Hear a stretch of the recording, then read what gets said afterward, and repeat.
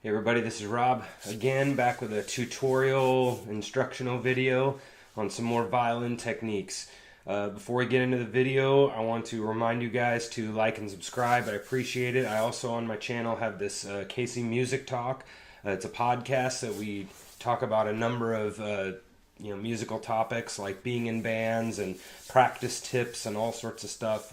Just chatting with other musicians about their life in the music business. So if you like stuff like that, go check that out. It's Casey Music Talk. And today we're going to be talking about spiccato. Now, spiccato is a not an advanced technique, I would say, about some of the 4th, 5th graders that usually start, maybe 7th, 8th grade is when they would kind of get into spiccato. But it's something that we have a lot, especially in the classical era and later is when you might see a lot of spiccato. Definitely Beethoven, Mozart, Handel, any of the romantic composers would have a lot of spiccato in it. So a good technique to learn. Now, let's just talk a little bit about the difference between staccato and spiccato. So staccato is going to be an on-the-string kind of technique, where I'm literally stuck on the string.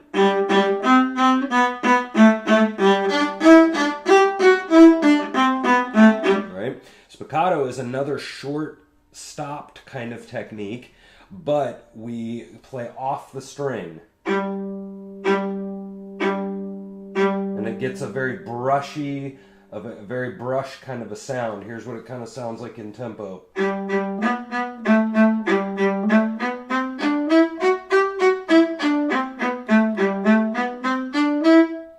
Definitely has kind of a light type of sound to it. Very, very fun to play when you get going on it. Now, so first of all, to play spiccato, it's going to be very helpful to have a nice relaxed hand. Definitely, we talked in the other video with your bow grip about nice relaxed bow grip. So in regards to where you're at in the bow here, I like to play spiccato. It's impossible to do spiccato very well when you're out too far. Right? It's really hard to control. So what you're going to want to do is you're going to want to be generally close to the frog. So somewhere down here, a lot of people, if you guys don't know what the balance point is, it's the point where you can sort of balance your bow. You want to be from balance point to frog. You want to be way down here in the bottom. So none of this out here in the middle kind of stuff. You want to be right here. I think as the lower the instrument, the closer to the frog you're going to want to get. Violinists can kind of handle it even a little bit farther out at the balance point, but on viola I think it's a lot better to stay a little bit closer to the frog. So you're going to want to be right here. The idea of the type of sound you're going to want to get is a very ringy kind of sound. Whoops.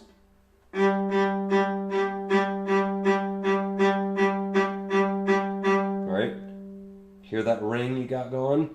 Right? So one way to do that is you can't go too hard on your spiccato. So you're definitely going to want to have your elbow up. You're going to want your elbow relatively the same level as your hand. You don't want your elbow dropping like this, right? You want to have that elbow up so that you can have a nice lightness to the string. If you have your elbow down, you're going to be pulling your arm weight down into the string. You want it as light as possible. So you want your elbow up, and you want this, again, nice ringy sound. If you go too hard on it,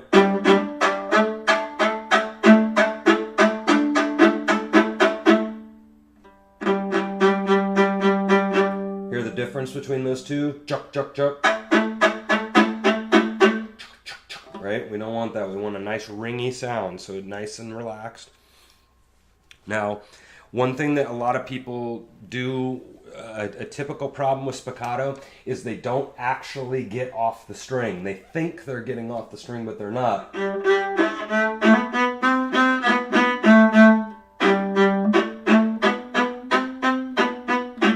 So one thing you can do to practice this is to literally exaggerate. You're obviously never going to come up like 5 inches off of the string. You're never going to do that. But I would exaggerate getting off the string because it's a problem of people thinking they're coming off, but they're not. And so really exaggerate getting off the string.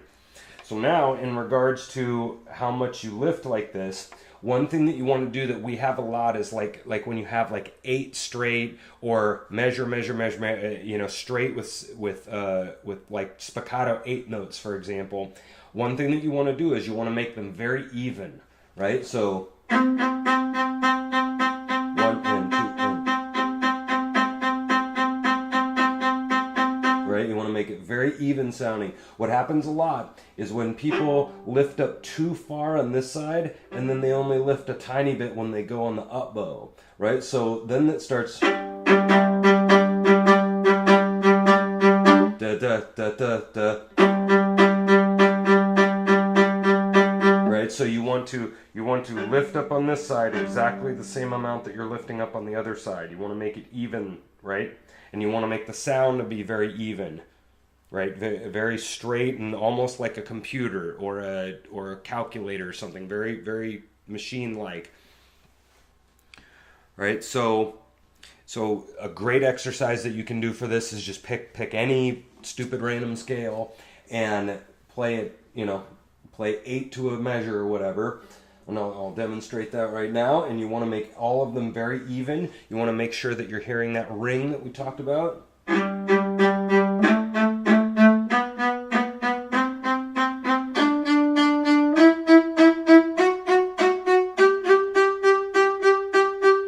the ring.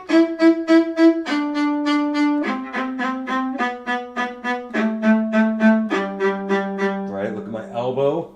Elbow is generally up, got a nice ringy sound, and then all of them are even, right? So that's basically how to do spiccato.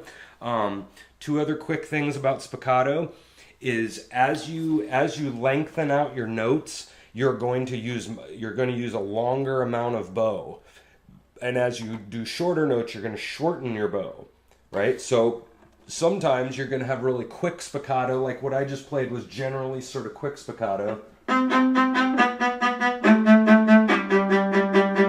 Right, where I'm literally, you know, got less than a centimeter of contact on the string. Well, when you get to sometimes a longer spiccato where you need to lift off at the ends and beginnings of every note, you're going to have a longer contact point in the string. It might be 1 inch or 2 inches of contact, so it sounds something like this.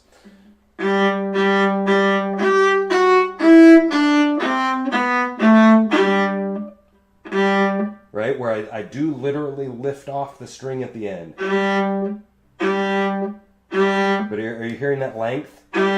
Da, right? I literally have a length in there. So I'll demonstrate this going from slow to really fast. And you can see that as I go faster, I'm going to shorten up the amount of bow that I'm going to use.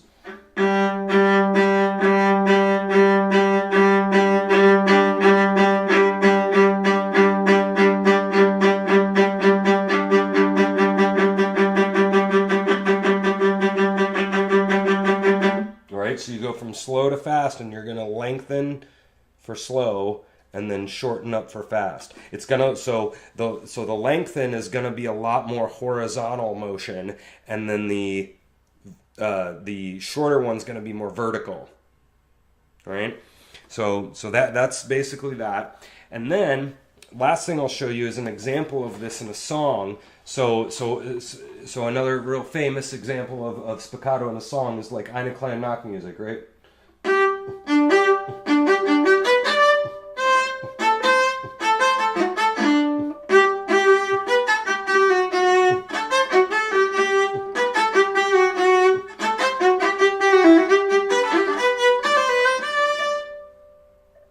Right, so that was an example of a song that has spiccato throughout it, but every single note wasn't spiccato, right? So what happens a lot is you'll have like a slur, 2-note slur on the string, and then you have 1 note or 2 notes off the string, so you're going off on, off on, off on, right? This can get really tricky. You need to definitely have some good bow control to do this. But so for example, let's take that example where you have 2 slurred notes and an off the string note. What you're going to want to do is you'll have the on And then at the end of the slur, you're going to actually lift off the string so that the very next note that you play, this next spiccato note, you can come from off the string onto string, right? So example of this would be like,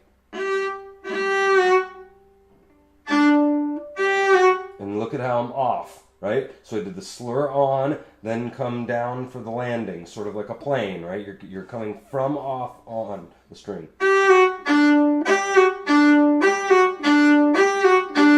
Because if it's got a different sound to it. So the Sights Concerto, there's a Sights Concerto in the Suzuki books that has an example of this. So,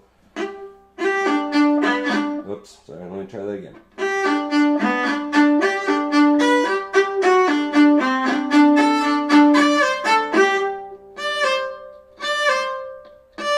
Right, you see how I'm lifting off of that slur?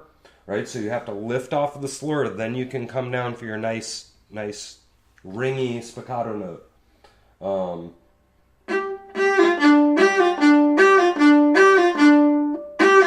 And I'm lifted off, right? I'm off the string.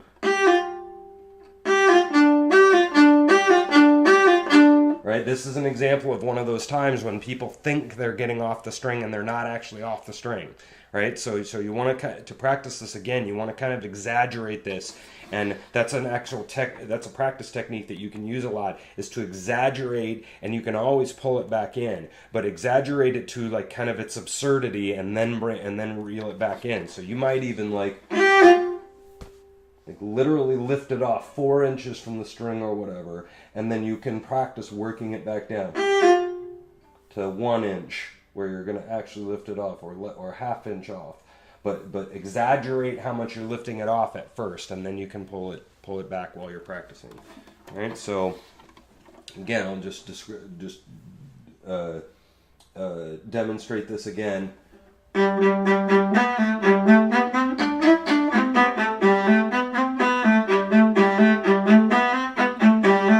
you can. You can do it on double up bows too. They have this.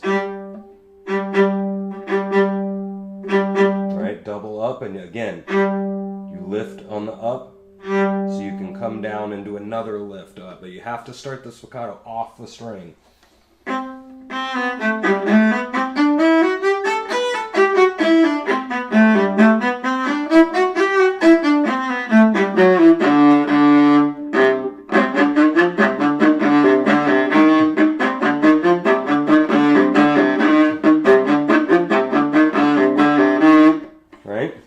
That's kind of what it kind of sounds like. So there's a little bit of off the string practice in spiccato. We have this in many songs, so definitely practice that with some scales and warm-ups first. On your in your song, I would obviously, before you deal with the spiccato, I would get to know the notes and the rhythms of this. Let's say it's a line that has the spiccato in it. I would get to know all of the notes really well, so you can kind of go on autopilot with all the notes. Then add the spiccato in, and the bowing or whatever, and I guarantee you it will be a lot easier if you practice outside of the song with your spiccato, learn the notes of that part, then add the spiccato back in if you're talking about like stages of practice. So I would very strong, because you can get frustrated by trying to screw up the notes while you're trying to deal with the spiccato in your mind, in the front of your mind. So I would get the notes down really good, then add the spiccato. So I hope that was helpful for you guys, and I'll be doing some more of these kind of tutorial videos and different problems facing us as violin and viola players, and hope you guys learn a little bit from it. So I will see you later. Take it easy.